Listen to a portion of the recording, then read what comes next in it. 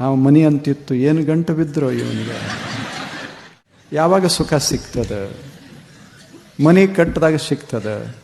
ಮನೆ ಕಟ್ಟದ, ಇನ್ನು ಸಿಗಲಿಲ್ಲ.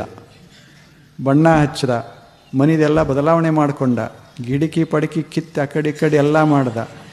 ಅದು ಕಿಟಕಿಯಾಗ ಇರ್ತದೇನು ಸುಖ? ಹೇಳಿ.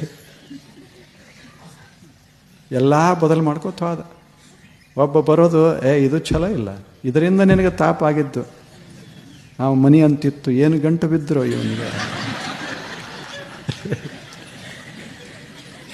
ಏನು ಮಾಡೋದು?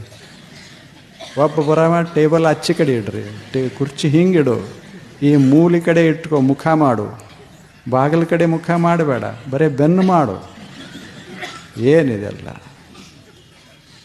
ಎಂತೆಂಥ ಶಾಸ್ತ್ರಗಳು ಬಂದು ಏನೇನು ಮಾಡಿರು. ಮನುಷ್ಯನನ್ನು ಹುಚ್ಚು ಹಿಡಿಸಿಬಿಟ್ಟು.